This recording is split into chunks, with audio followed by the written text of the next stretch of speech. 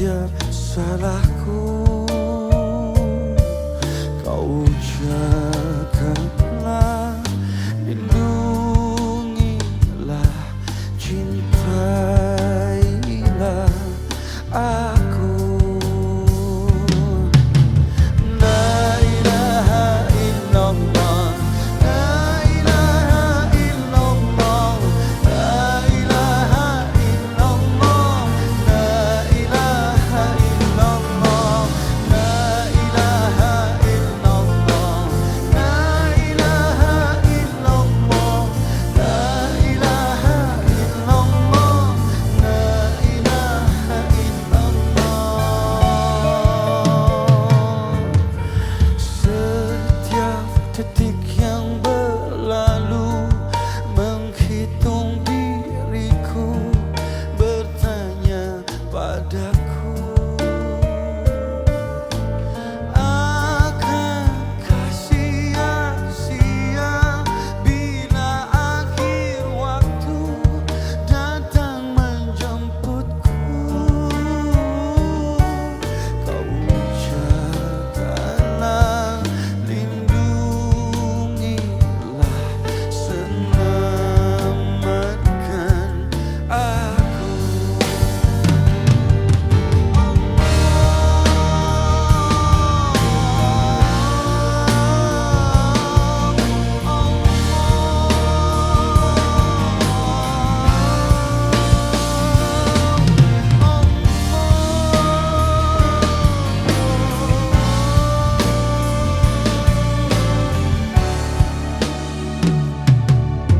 Kau jagalah, lindungilah, selamatkan aku.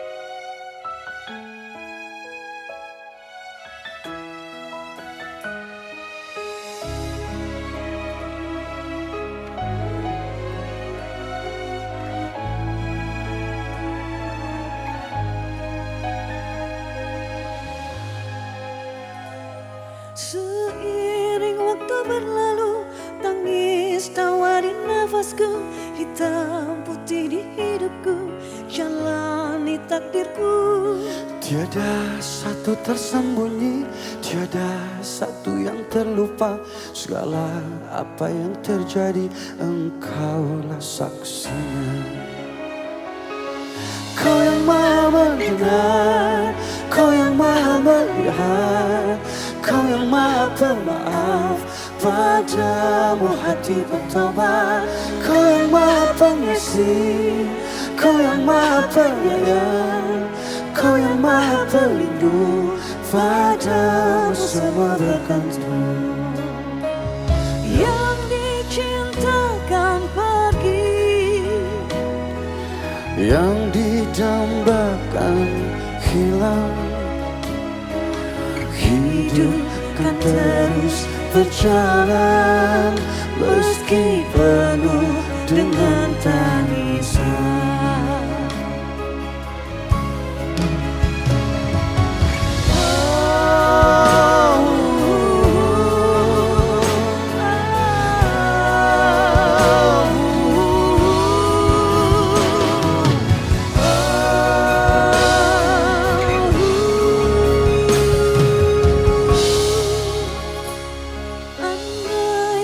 ku mengulang, waktu hilang dan terbuang.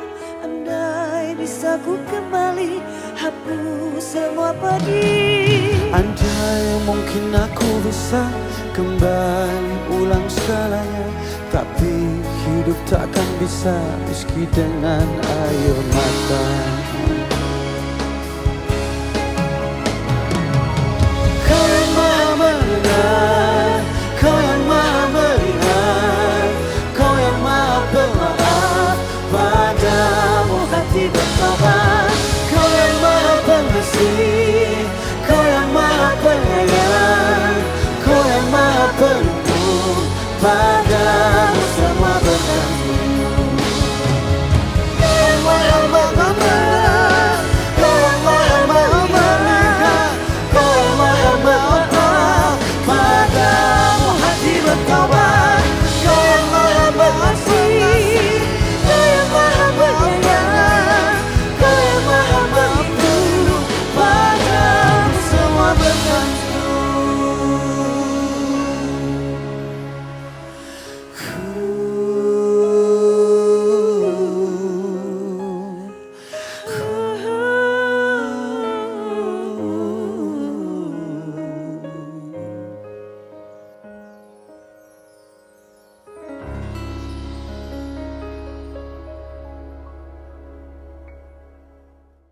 Assalamualaikum warahmatullahi wabarakatuh. wabarakatuh. Pemirsa, senang sekali kami berdua bisa bertemu lagi dengan Anda. Saya Iri Ahmad Farezi. Saya Citra Kirana dalam acara Senandung Senandung Hari Raya. Baik pemirsa, bagaimana Hari Raya Anda, Idul Fitri Anda di hari kedua ini? Apakah Anda sudah mendapatkan banyak angpau? Dan Citra, Ya. apakah kamu udah nambah berat badan? Kayaknya udah deh Kak, harus diet lagi nih aku. Iya nih, memang ini problemnya semua orang ya. Kalau di hari raya itu kebanyakan datang ke beberapa rumah, tapi kebanyakan lagi. makan. Iya betul, tiap datang ke rumah orang pasti kita makan, Dan- pasti kita ngemil. Betul. Ya kan? Jadi resikonya adalah berat badan naik, yang ada malah besar ke kanan kirinya ya. Melebar ya. Betul, betul. Dan pemirsa tentunya kami sekali lagi akan mengucapkan kepada Anda selamat Hari Raya Idul Fitri. Mohon maaf lahir dan batin. Taqabbalallahu minna wa minkum. Dan tema Senandung Hari Raya kali ini adalah Kembali Fitri Kak. Kembali Fitri. Biar ada, makanya kita ada pelajaran baru juga untuk kita nih Kak. Ya. Habib Hussein Jafar akan menemani kita lagi nih. Wah, happy Alhamdulillah. banget ya. Dan Ciki, kamu pernah nggak sih ngerasain kamu Hari Raya Idul Fitri itu tapi tidak di Indonesia, jadi di luar negeri gitu? Kayaknya nggak pernah sih, dan aku kayaknya nggak mau deh Kak. Oh. Karena kayaknya kalau momen lebaran itu, menurut aku paling enak tuh dihabisin sama keluarga. Kumpul keluarga, silaturahmi, terus itu ketemu ponakan-ponakan, Betul. bagi-bagi THR, Betul. Dan ya kan? kita kadang-kadang suka ziarah ya. Betul. Wah, iya seperti itu. Dan kalau misalnya kita ketemu sama ponakan-ponakan, kita suka nyawer-nyawer tuh, ya kan? Dulu aku masih dapat loh Kak THR. Kalau sekarang Sekarang kamu yang nggak. harus ngasih. Sekarang aku udah ditungguin sama ponakanku. Iya betul, karena memang momen seperti itu momen yang sangat ditunggu-tunggu oleh kita semuanya pada saat waktu kita berada di momen Hari Raya Idul Fitri. Dan harapannya kita tidak hanya menang 30 hari berpuasa, tapi kita juga menang atas semua godaan yang terjadi di bulan Ramadan. Insya Allah apa yang kita lakukan di bulan Ramadan itu bisa kita aplikasikan di kehidupan sehari-hari. Dan insya Allah, Allah Maha mengampuni segala dosa-dosa kita yang telah kita perbuat sebelumnya. Amin. Amin, amin ya Rabbal Alamin. Masya Allah, tabarakallah ya, begitu luasnya samudra pengampunan Kak. Nah, tapi gimana nih cara kita mengambil hatinya? Nah, karena ada Habib Hussein Jafar. Hussein Jafar, Ya. kayak aku udah gak sabar, aku pengen tanya sama Habib deh. Ya baik, kalau begitu pemirsa, mari sama-sama kita akan mengajak Anda untuk langsung bertemu dengan Habib Hussein Jafar. Assalamualaikum warahmatullahi wabarakatuh, Bib. Waalaikumsalam warahmatullahi wabarakatuh. Wah, alhamdulillah, senang banget bisa ketemu lagi sama Habib nih di hari kedua Idul Fitri. Alhamdulillah. Gimana Idul Fitrinya meriah? Meriah, Bib. Yang penting kan Masya sekarang Allah. harus maknanya, bukan kemeriahannya. Bener. Nah, karena ketemu Habib lagi nih, Bib. Banyak banget pertanyaan-pertanyaan yang mau aku sampaikan sama Habib. Udah banyak yang dicatat ya? Udah, dari rumah udah aku catetin semuanya. Jawabannya juga udah Oh, dicatat. udah. Bib, Langsung aja nih Bib. Bib kan Allah itu maha mengetahui ya Bib ya. Nah tapi gimana sih Bib cara kita bisa mengimani Allah? Oke. Jadi disebutkan dalam Al-Qur'an, asa an takrahu syai'an wa huwa khairun lakum wa asa an tuhibbu syai'an wa huwa sarrun lakum. Wallahu ya'lamu wa antum la ta'lamu. Kata Allah, kamu itu gak tahu apa-apa. Bahkan jangankan selainnya, mata kamu aja itu kadang menipu. Mata nih tempat kita mencari tahu segala sesuatu. Kadang menipu. Misalnya ada bola api kemudian kita putar-putar itu, Ya, jadi di mata kita kayak itu tali. Ya. Tali api, padahal itu hanya bola api. Ya. Pendengaran kita juga begitu. Kadang orang ngomong apa kita dengernya apa. Iya. Segala sesuatu dari diri kita ini begitu lemah. Bahkan yang paling simpel, saking lemahnya kita itu gak bisa mencium siku kita sendiri kok. Coba Kak, bisa nggak Kak? Mencium siku kita sendiri. Jauh kan? nih, jauh. Jauh. Nggak bisa nih. Sebenarnya dia karena mau nyoba, cuman gak enak. Betul. Iya. Tapi memang karena Allah menciptakannya Kayak bisa. seperti ini. Karena Allah menciptakannya seperti ini. Itu sebagai hikmah bagi kita bahwa manusia ini lemah. Kadang apa yang menurut kita baik, itu sebenarnya buruk bagi kita. Yang apa yang menurut kita buruk, itu baik bagi kita. Banyak orang yang sudah dekat selama 6 tahun, gak taunya menikah dengan orang yang baru dikenalnya 2 bulan. Ya, Iya. Atau nyari jodoh keliling kemana-mana, gak taunya nikah sama orang yang dekat rumahnya, atau bahkan tetangganya. Ini menunjukkan. Enggak. Nah itu menunjukkan bahwa kita itu tidak tahu dan Allah yang mengetahui. Kata Allah, Allah yang maha mengetahui segala sesuatu. Termasuk yang ada di dalam hati kita. Allah mengetahui. Karena itu, kata Sayyidina Ali, aku justru lebih bersyukur kalau doaku tidak diterima oleh Allah dan digantikan dengan sesuatu yang menurut Allah baik. Karena Allah yang lebih tahu tentang diri kita ini.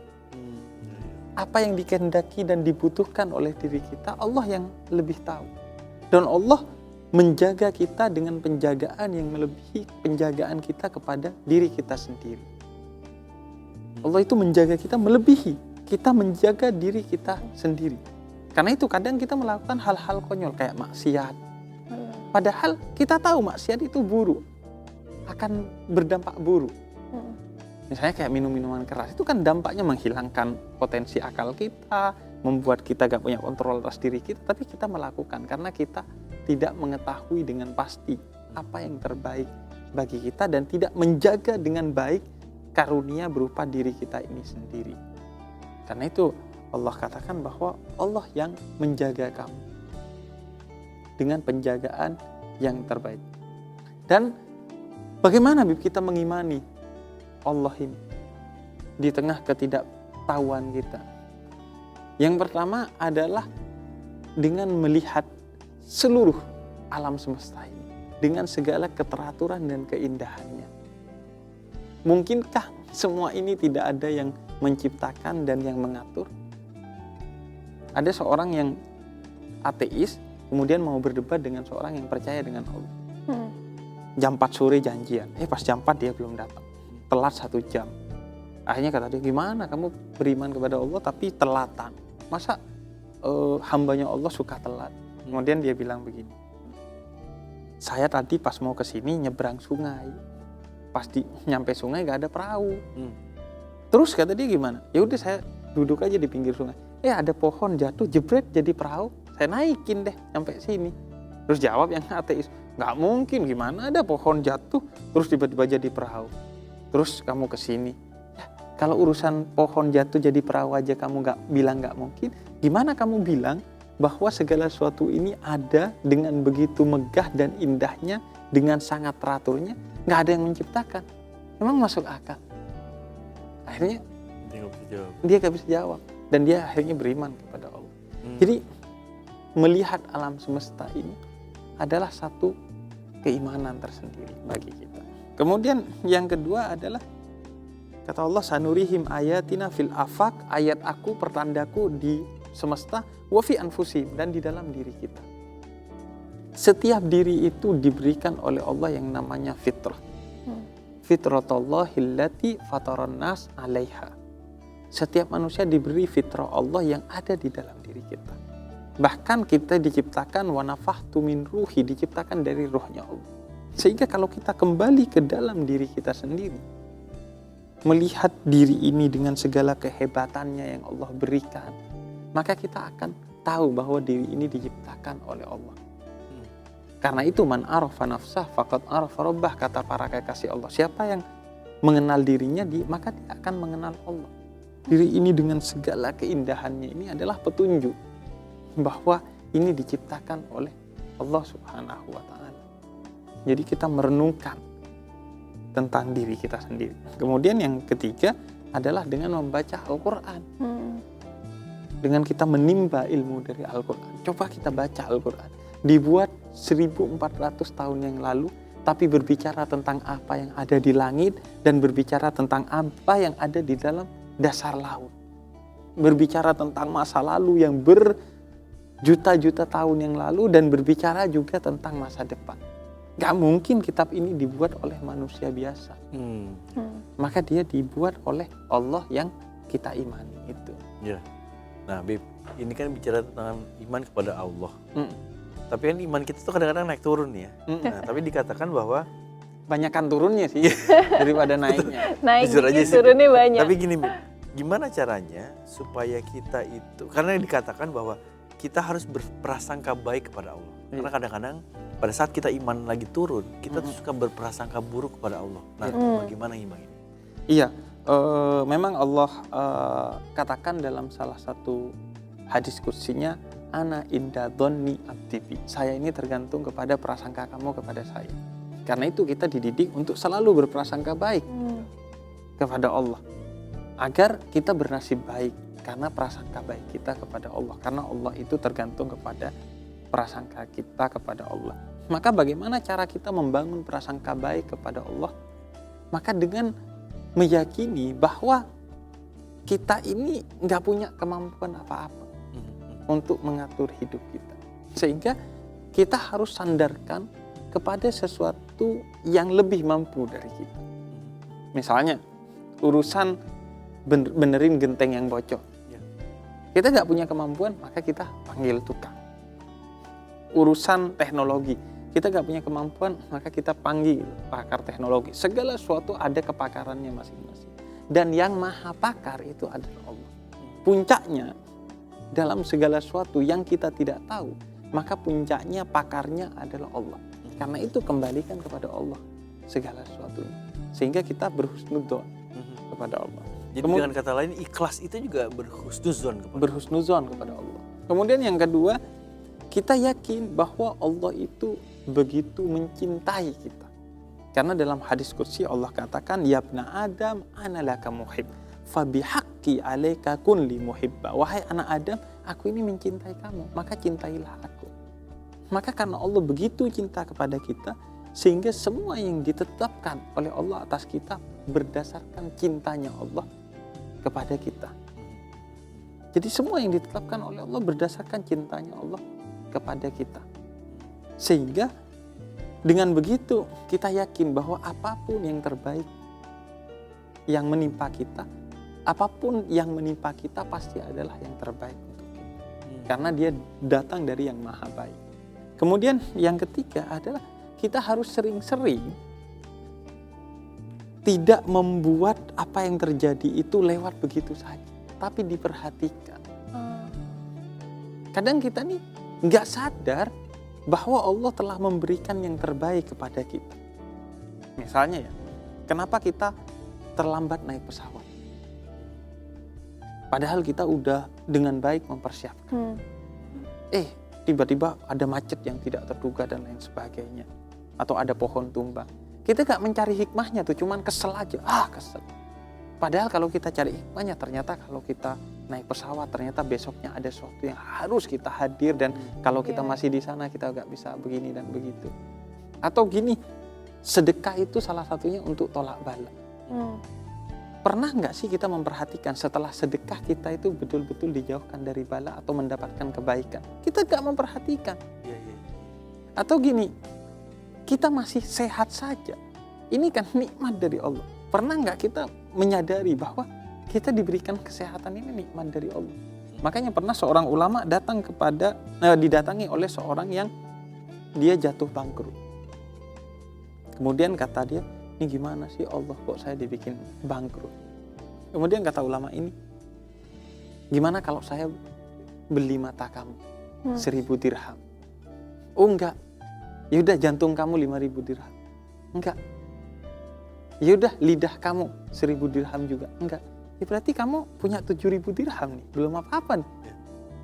Jadi kita penuh kekayaan, tapi kita sering abai kepada nikmat yang diberikan oleh Allah. Kita sering abai kepada takdir yang Allah tetapkan kepada kita. Padahal kita bisa duduk bersama sampai lebaran seperti saat ini. Ini kan karena nikmat dari Allah. Masya Allah. Berapa banyak orang karena COVID-19 kemarin, kemudian mereka ada yang tumbang, wafat, mendahului kita. Sedangkan kita diberikan karunia oleh Allah untuk sampai pada hari penuh keberkahan ini. Iya. Artinya kan ini karena karunia dari Allah. Nah, kita sering tidak sadar itu sehingga kita tidak berhusnudzon kepada Allah. Makanya kita harus sering berintrospeksi ya, Bib ya. Iya, betul. Kita bernafas, kita bisa pakai baju seperti ini. Harus selalu bersyukur ya, Bib ya. Kita alhamdulillah bisa ketemu sama Habib. Kita Nambah ilmu kita lagi juga dari ketemu Habib. dengan kalian. Betul. Wah, Jadi Masya kita harus Allah sering-sering banget. ketemu nih, Bib. Supaya ilmu kita benar. nambah nih, Bib. Benar. Karena kan Ustadz juga sebenarnya banyak Iya ya. banget kan. Makanya belakangan ini kan memang banyak ustadz-ustadz baru kan ya, Bib ya. Tapi aku tuh bingung deh, Bib. Kira-kira tuh kriteria yang bisa dikatakan ustadz itu seperti apa sih, Bib? Iya. Ini karena mungkin banyak Iya. kan cerita-cerita belakangan ini kan ustadz-ustadz yang ada yang ya maaf Bib, ada yang ustadz yang bermasalah dengan hukum dan lain sebagainya. Jadi akhirnya kita sebagai umat akhirnya harus memilih gitu. Iya. Memilih ustadz yang benar tuh yang mana sih, Bib? Gitu. Iya. Jadi kriteria yang pertama diajarkan oleh Allah Subhanahu wa taala tentang seorang ustadz atau seorang ulama. Innama yakhshallahu min ibadihil ulama. Sesungguhnya ulama itu adalah orang yang takut kepada Allah. Jadi pilihlah ustadz yang takut kepada Allah dan mengajarkan kita untuk takut dalam bermaksiat kepada Allah. Yang ngajarin kita kalau maksiat itu efeknya akan sangat buruk bagi kamu di dunia dan di akhirat. Jadi carilah ustadz yang mengajarkan kepada kita dari awalnya ragu kepada kebaikan menjadi yakin pada kebaikan. Dari awalnya yang ragu pada efek buruk kemaksiatan menjadi yakin kepada efek buruk kemaksiatan. Membuat kita semakin beriman kepada Allah. Pokoknya sejak saya kenal ustadz itu saya semakin beriman dan bertakwa kepada Allah. Semakin rajin sholat, semakin nambah keyakinan kita kepada Allah. Tadi iman kan naik turun. Betul. Setiap ketemu ustadz ini seperti dicas naik lagi. Kemudian yang kedua, kriterianya Nabi Muhammad ketika beliau bersabda kepada Sayyidina Mu'adz bin Jabal ketika Sayyidina Mu'adz bin Jabal ini dikasih job desk untuk jadi ustadz di Yaman.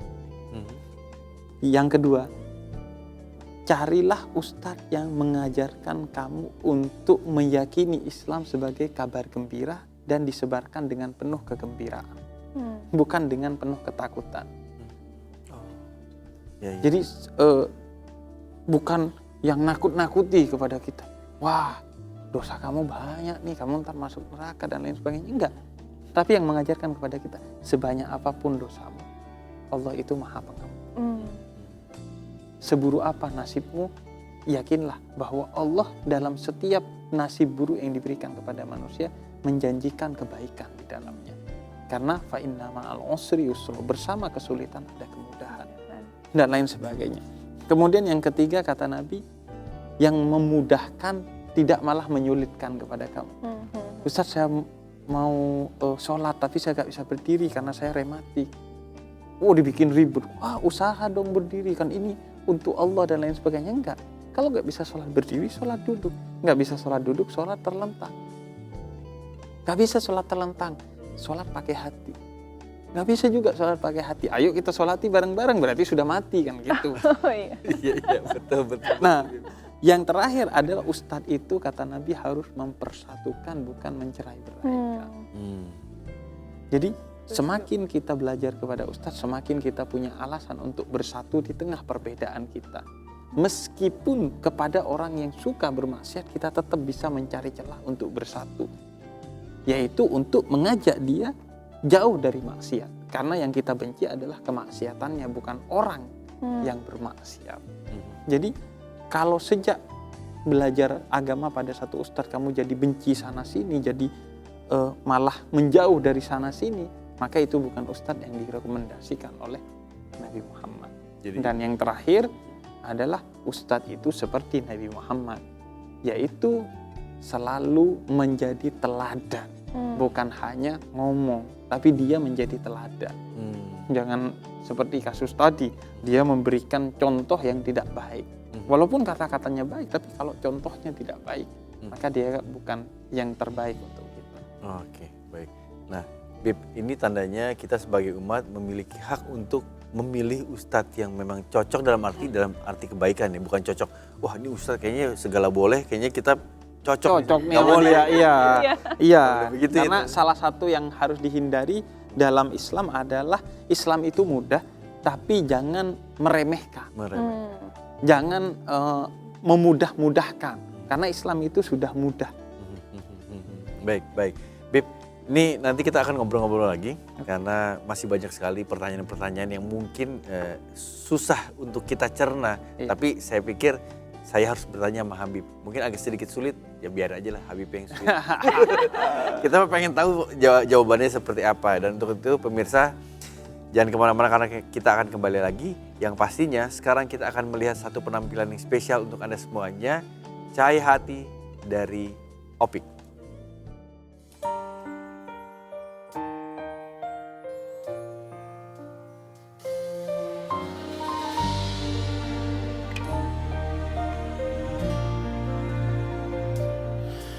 Allah, Engkau dekat, penuh kasih sayang. Takkan pernah Engkau biarkan hamba-Mu menangis. Karena kemurahan-Mu, karena kasih sayang-Mu. Hanya bila dirimu ingin nyatakan cinta pada jiwa-jiwa yang rela dia kekasihmu, kau yang selalu terjaga, yang memberi segala. Allah Rahman, Allah Rahim, Allahu ya Ghaffar, ya Nur qalbi. Allah Rahman, Allah Rahim, Allahu ya Ghaffar, ya Nur qalbi.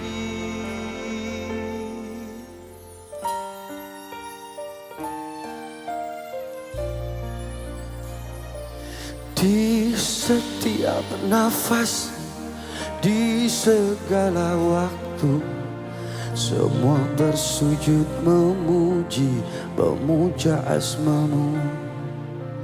Kau yang selalu terjaga, yang memberi segala. Allah Rahman, Allah Rahim, Allahu ya Ghaffar, ya Nur qalbi. Allah Rahman, Allah Rahim, Allahu ya Ghaffar, ya Nur qalbi. Setiap makhluk bergantung padamu dan bersujud semesta untukmu. Semua wajah mendamba cinta-Mu, cahaya-Mu.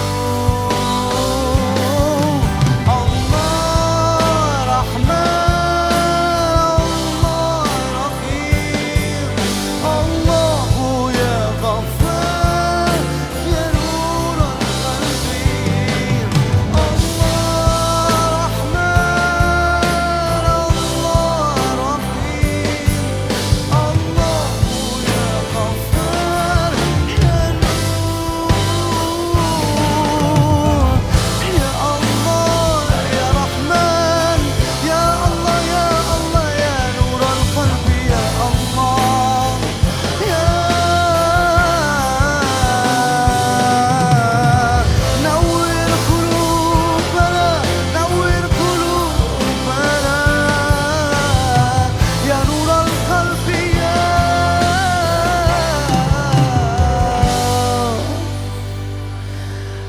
Oh